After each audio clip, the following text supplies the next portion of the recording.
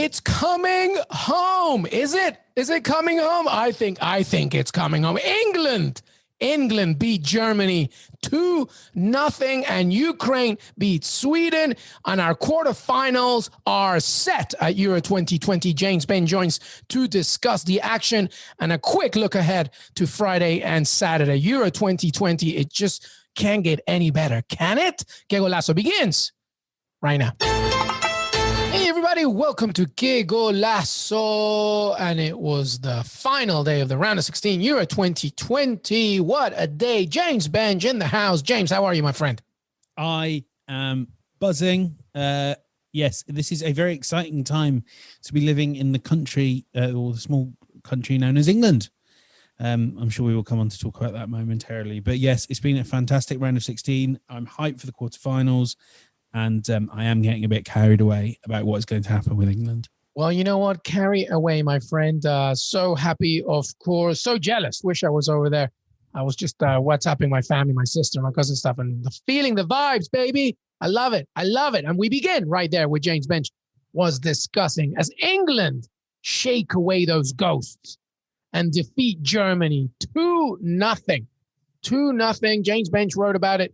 CBSSports.com, a very good point. You know, it wasn't so much about, the beautiful aesthetics. It was about getting the job done and the right tactics against the German side that really felt suffocated most of the time during that game. England did a very good job. Well done, Gareth Southgate. 2-0. Give me your thoughts, James Benge. Yeah, I mean, I thought Tony Kroos really hit the nail on the head when he was talking about what Germany couldn't do. They couldn't get their long balls out wide to the wing-backs. They couldn't really get much in the way of penetrating balls through the middle to Kai Havertz and Thomas Muller. There were moments because, there's some really world-class players in that attack, but I thought this was a win based on the foundation of a real grit and grind defense. I mean, that Thomas Muller shot was probably the first what you would call, and I suspect what Opta would call big chance that England have conceded in the Euros. And yes, he should have scored. And I think when we talk about England, and it's natural, I think, obviously, for you and me, people that want England to be successful, it's natural to get carried away. We need to remember that, when Gareth Southgate sets out to play this way, it can be skirting dangerously. This game would have looked very different if Jordan Pickford hadn't got that really strong hand up to Kai Havertz's volley, or if Timo Werner's shot had squirmed through, or even if Muller had hit that effort right, because England are basically playing the percentages. They are, doing their best to negate their weakness, which is a slightly shaky defence that's looking better by the game. Harry Maguire deservedly star of the match, we have to call it. Not allowed to say man of the match. That's trademarked, and I've now broken that trademark. So that'll be a bill coming for CBS. We'll get it paid. Don't worry. They're just trusting at the moment that that in the end, at the other end, they'll do just about enough if they can keep the chances low and level between the two sides. And Raheem Sterling means that's probably the right thing to do. I thought it was a fantastic win, a really invigorating game, and as the England players said afterwards, they might have said beforehand that it's just another game, but it's Germany. And it does matter a bit more because they were raised with these stories of 96. They will remember 2010 and 90. They'll know about 1990 and they'll know about 66. It matters. And I think you could tell from the intensity they brought to the game. 100%. And I think they used Wembley to their advantage as well. I think getting that support. It was somewhat, I did see a lot of German support as well, but I think using their stadium, using the ground, and the historical connotations of what you just referred to, I think make a good point. And Gareth Southgate got his tactics right. The Muller chance was, a sitter. But I thought Jordan Pickford did well to try and disrupt it, but it was a sitter. But Pickford was really good. I think Harry Maguire, excellent. Calvin Phillips developed into the game. Bukayo Saka, your boy, at the beginning of the game was very good. He was pretty much the only threat, really, because Germany in the first half were definitely offering way more interesting choices in terms of who was going to win this game. But Saka, at the very least, was causing much more mayhem. Yeah, definitely. I think it's interesting when you say that. I agree. Germany were kind of offering a bit more early in the first half, but it didn't feel like... So for me, it seemed like early in the game, there was this a few brilliant runs by Leon Goretzka, who was sort of like, okay, what happens if I just run through the middle of the pitch and and nobody stops me? What would happen? Yeah. Well, that works. But Declan. I mean, huge credit to Declan Rice. Yeah, he was great too. England, but playing that game he did on a yellow card for nearly all of it, excellent. But I just thought Germany, and this is kind of for me has been a bit of a theme throughout the tournament, is Germany kind of a bit light on ideas centrally. I know that Kimmich will be fantastic wherever he plays, but I do feel like having one of the most progressive, creative, or composed passing forces in Europe, stationed wide on the right, you are losing a bit of that thrust centrally. And I mean, Havertz played excellently, but he's kind of trying to do 2 or 3 jobs at once. I think they were really missing that player to sit in the pocket and to dictate play a bit more, to give it more tempo and rhythm. And if you kind of look back over this tournament, basically Germany, the Hungary game, they were a little bit smash and grabby. And then in the Portugal game, they just scored the same goal over and over again. Yeah. Really a game that Portugal lost more than Germany won. I've been really disappointed with Germany in it because I think, when we were talking about this game on HQ pre-match, I think it really hit home that this is not a bad team. This is not a Germany team that is incapable of winning tournaments based on the players they could put out there. But it is a team that's kind of lost a bit of imagination and a bit of spark. And really, they didn't create much. That Muller chance was as much down to John Stones making the first error I've seen from him in weeks, rather than any great attacking play. And Hansi Flick's, he's got a bit of a job on his hand, but equally, I look at it and I think there's some quick fixes there. Let's get some creativity central in the pitch. Robin Gosens is a wonderful player, but let's not build our team to get the best out of Robin Gosens. I think that maybe is where Germany could look next. Yeah, no, it's a very talented squad. Well said. All right, moving from the England side, I think that also, you mentioned Declan Rice. I thought that he was excellent. Harry Maguire, of course, we've talked about. I mean, I'm going to bring it up, James Benge. It was 0-0. Gareth Southgate brings on Jack Grealish. And, okay, he didn't do the assist, but he was a key part in that. Raheem Sterling cuts inside, feeds it to Harry Kane, who gives it to Jack to Luke Shaw, boom, 1-0. And then in the second one, the assist to Harry Kane. I mean, he made a big difference.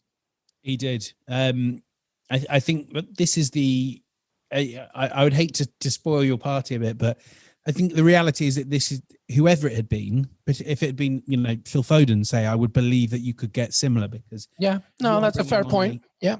But I think with Grealish, there's much like Saka, really, I think that they enjoy the pressure, and Sterling, particularly in this tournament, they really do. They want the ball. I thought the one, my criticism I always bring out with Grealish is I sometimes feel like he can slow England down. Not at all today. When the ball came his way, it was go. It was go time. And actually, I thought things like the little things, but the timing of that cross to Kane was immaculate. You go and look back at the VAR review. If he holds that, takes one more touch, Kane is going to be offside. Even as slowly moving as Kane is, he's going to be offside. And really excellent play, a perfectly clipped cross. And that's the moment that wins the game. And fantastic. I think with Grealish, we're seeing the emergence of a folk hero. To an extent, I can personally find that a little bit grating. I get the feeling that in a few months' time, we'll be sort of talking about the British and Irish Lions and saying, well, why is Jack Grealish not on taking conversions? That's rugby, by the way, people. And then in the Ashes... Yeah, I'm glad you mentioned that because remember, US-based, James Benge. And then in the Ashes, which is cricket, which is... Oh, God, here we go. Now we really have to make sure everybody's listening. We'll be asking if Jack Grealish is the one to fix the England middle order of batsmen. And that has grated, but in the end, you cannot doubt the end product he's brought to this team. Same against Czech Republic. I'm super intrigued, and we'll come to talk about Ukraine, how Southgate now sets up his front line for teams that are just going to say, okay, you want the ball, you have the ball. You can. We're going to ask you to break us down. Yeah. But yeah, fantastic. A word as well, I guess, which probably should address Harry Kane. I think it might be time to drop him. Well, listen, I mean, had it not been for that final goal, I mean, he had what, 2 touches in the first half, maybe 3. One of them was a header, I think. Until he had that touch. Until he had that touch, right? Exactly. I don't disagree at all. And in fact, it was alarming to me as well. DCL wasn't on the bench. Was that an injury? By the way, I lost that one. Dominic Calvert-Lewin wasn't. I haven't got any reporting on it on myself, but others that have sort of seemed to say that no, it wasn't an injury. Which is, I mean, I think that at the very least, the strategy for today really fit perfectly for DCL. I know that it's Harry Kane and he's the captain, but to your point, absolutely. And then that begs the question, well, Harry Kane is not going to be dropped, right? Southgate's not going to drop him. See, the silence says everything. He agrees with me. I thought you were going to carry on from there, but no, I mean, you're completely right. He is undroppable. He's the captain. And obviously, he did score, but that scoring really kind of masked a pretty poor performance. I don't know what the plan was. I think that maybe that's the challenge. It seemed like this was a game that would suit him dropping deep, and he did that on occasion. But when he did, his touch was heavy. The ball coming from him was slow. It was interesting, bringing this up again from HQ. Patrick Bamford was talking about he needs to stay in the penalty box and trust that the service will come. But he does have to actually move when he's in the penalty box. And there was one moment in the first half, cross coming in from the left, and he'd gone so far out to the back post, and he kind of peeled onto Rudiger, which doesn't seem like something that would suit him because, he's not going to win an aerial ball against Rudiger. And he left Saka to compete with him as the natural person to aim the crosses at. I don't know if he's tired. I don't know if he's injured. I don't think he's 100% fit. If I'm being honest, I think I don't even know if he's 80% fit. I think there's moments where I just don't see the mobility that you usually see when he plays with Tottenham, where he has a bigger task, especially when they play against tougher teams. I don't know. And he's completely. I think the thing is, I agree with that, but he's also completely out of sync with the rest of the team. Yeah, they play one way, and it doesn't seem to translate to what he wants. Maybe that's the gamble that Gareth Southgate took. He said, look, I will sacrifice the fact that my captain and lead striker is probably not going to have a good game, but I need to have him in it for the sake of just having this formation, this strategy, etc., with the double pivot with Rice and Phillips. I don't know. But I agree with everything you said. I just, he will never drop him. I know that much. Yeah. I mean, in the end, he's still the man I'd want to take a penalty. That's what it comes down to. Well, I mean, and there you have it, though. The most important thing here, everybody, is that England wins 2-0 against Germany. Gareth Southgate, I've been reading it on social. I agree. It's time to trust him. If you're an England fan, it's just, they haven't conceded a single goal all tournament. And now they face Ukraine, which will be interesting. So let's move on to that game where Sweden faced Ukraine today. It was 1-0. Man City's Zinchenko scored in the 27th minute, and then Forsberg just before the break. And then it went to extra time and a red card. I saw arguments whether this was a red card, James Benge. How can that be? The only way this could have been a more egregious foul is if he'd proceeded to club him in the knee. Yeah, if he took his cleat off and just smashing him. Yeah. It was a red card. People talk about things like intent here. Go read the rules. Intent's irrelevant. He was out of control.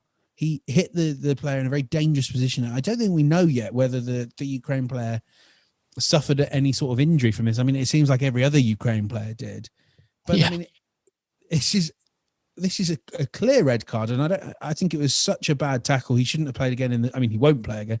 But if he played again in the tournament, that would have been too soon. Dreadful. Yeah, it's very weird. Gary Lineker said it wasn't a red. I mean, he, former striker, so maybe, I don't know. It was an absolute red. Anyway, so that happened, and Sweden actually wanted to rely, and they nearly did it. They nearly took it to penalties, but then in stoppage time of extra time, Doviak absolutely, what a great header, a great cross, and that's it. Boom, Andriy Shevchenko's Ukraine beat Sweden.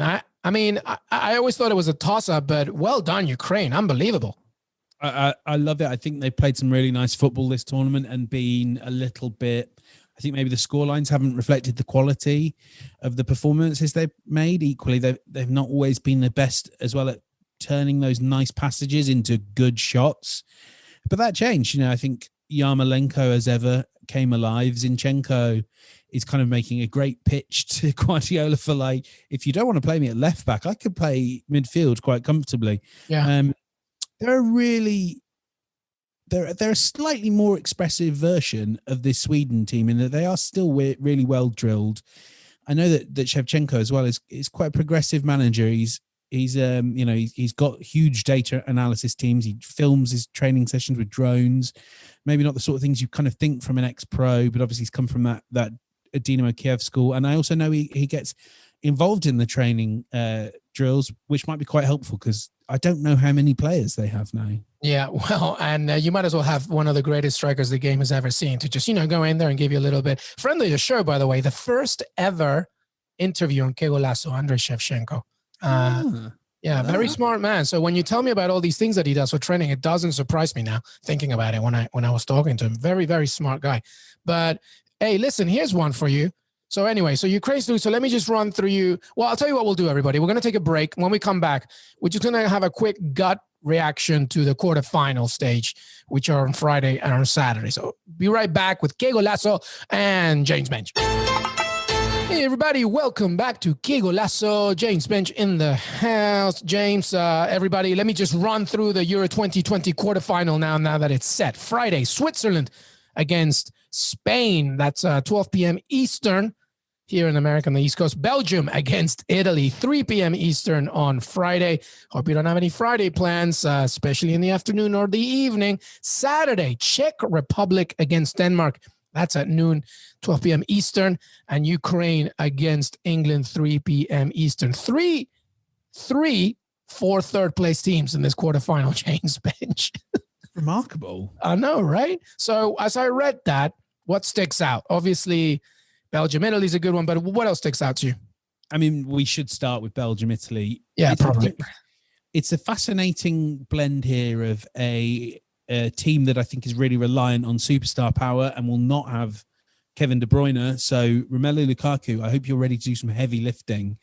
And then Italy, for me, are still a team with wonderful connectivity, great depth. Marco Verratti might miss the first two games of the tournament and still be the player of the tournament. He is wonderful. And I kind of have a little theory that will infuriate Jonathan Johnson that PSG are letting him down and giving him a canvas of nothing to work with. So I'm really excited for that, but equally, I kind of don't think that will be one of the closer games. I think I'm intrigued to get your take on Czech Republic, Denmark. I think that will be the dark horses fan. This is going to be the really interesting game. I think Denmark playing wonderful football, Czech Republic, really interesting team, press really smart, good at winning the ball back and then moving fast. But I don't know, what's your favorites among this? Well, I mean, Belgium, Italy obviously is a headliner to all the points that you just mentioned. I'm also wondering about Eden Hazard's availability, right? Kevin De Bruyne, we know for sure. But Belgium is very stout. But then Austria showed a few things that you can do with Italy if you frustrate them the right way. So I do wonder about that, even though Belgium play a different game, a possession-based, quick tempo kind of situation that Italy kind of don't mind because they're so good defensively. So there's one side. In the Czech Republic, Denmark, I'll go back to something that you said, because I know that they were one of your dark horses before the tragedy of Christian Eriksen and stuff. And rightly so. This is a very good team. People forget that even before the emotional mountain they had to climb, this is a very good team that possesses a lot of talent, experience. And I think on his day, Poulsen is unplayable. Mm-hmm. Like, honestly, he's so good. And I think that to what you said about Ukraine and England, because we've already kind of talked about it, but we can a little bit more, how they're probably going to say, have the ball, let's see what you can do. The Czech Republic are probably going to do the same thing to Denmark, but Denmark are so much more aggressive going forward. So I wonder how that's going to go into their plans. And of course, Switzerland, Spain. Well, listen, I've said it a million times. I'll say the quote again. Luis Enrique calling Spain a bottle of champagne. All it needs to do is pop and then all the goodness flows out. I don't think I don't think. I think this is the end for Switzerland. I think it took everything out of them for France. Spain. First of all, France are so talented, but they're nowhere near as creatively from a possession perspective as Spain. And Spain will figure you out better. So I think they'll win that one. And then England, Ukraine. Well, obviously, I'm thinking that England will have enough to do it, but you never know. I mean, they're very good games. It's amazing to me that I began this by saying that 3 of these teams are from the third place spot. Amazing. I'm really starting to, I've done my power rankings as well for the quarterfinals. I'm really starting to come around to Spain winning this tournament. I mean, listen, now it's any game. I mean, to me, that's not insane. That's 10 goals in 2 games, James Benge. I think I certainly will admit I was really guilty of looking at Alvaro Morata's struggles and kind of forgetting that if he has a bad game, that's kind of fine if you've got Ferran Torres and you've got maybe another contender for my player of the tournament, Pablo Sarabia. Yeah, great player. Another player who just seems to be a lot better not in a PSG shirt. JJ's ears are so red right now. No. I mean, look at the creativity of them. 10.6 expected goals. The next best in the competition, Denmark, Netherlands on 8.5. Huge gulf. And they're really warming up. They're getting so much better. There's variety in how they hit you. I mean, they just ran 5 past Croatia without Jordi Alba, one of the most creative left backs in world football. So, I think obviously I would still make whoever comes out of that side of the draw, assuming it's not Switzerland. To me, I think that you've probably got to mark them down as favourites to win the tournament. And I think this is where the real excitement lies. Obviously, the other side of the draw is more tension. It is there for England. It's disingenuous. I think there's a lot of fear within England about being seen as arrogant, thinking that you've done the job before you have. And of course, the players do need to, keep their head on. Let's not start thinking about the final when we've got a quarterfinal and a semi-final. Yeah. But actually, now is the right time to say, fantastic, well done, England, for getting past Germany. But now you have to reach the final. Yeah, make it count. It's just not. It's none of those teams. Even Denmark, who are a really good team, really strong defense. You have to beat them. You're England. That's that's going to be the minimum level of expectation now. So I think it's 2 fascinating sides of the draw. Real balance, and as you say, it's great that we've got some third place teams, some wild cards. Granit Xhaka running the tournament for Switzerland as well. Granit Xhaka, imagine Granit Xhaka at the Euro 20 final. How amazing for that. it's utter. I don't want to go on another Arsenal tangent, but it's utterly magnificent that Arsenal have unlocked this good version of Xhaka in his final season with Mikel Arteta. He's then taken that to new heights. With Switzerland, and that right now they are working to sell him to Roma for. I don't know if I don't believe negotiations have really changed very much. A pittance, 15 million euros. Yeah, well, that should climb up, I think, especially since this tournament, because you can see what's happened. It's wonderful. Yeah, absolutely amazing. By the way, I mean, there's so many players here that Seferovic, Breel Bolo, he's going to be a problem. I mean, okay, well, let's do a fun game here before we leave, James Benge. Quick gut instinct reaction, okay? Don't even think about it. I'm going to give you the matchup. You tell me who wins, okay? Okay, you got to do it back to me as well. Yeah. Fine. All right. Okay, ready? Yeah. All right. Switzerland, Spain. Spain. Belgium, Italy. Italy. Czech Republic, Denmark. Denmark. Ukraine, England. England. Oh, you thought the longest in that one. All right, so your semifinals are from that Spain. You said Italy? Spain, Italy, yeah. Yeah, and then Denmark against England. All right, here we go. Ready? You ready? Yeah. All right. Spain, Italy. Italy. Denmark, England. Denmark. This is what you did at HQ with Germany, and it worked. So, okay, that's fine. It's hard to, again, it's hard to, I've seen this too much with England, even though that they would be really strong favourites. I know, my friend. So have I. And I think moving to America made me more of an idealist, I think. If I'd stayed in Blighty, I think I probably would have been with you too. But go on, what have you got then? All right, well, okay, fine. All right. Spain, Belgium, Denmark, England.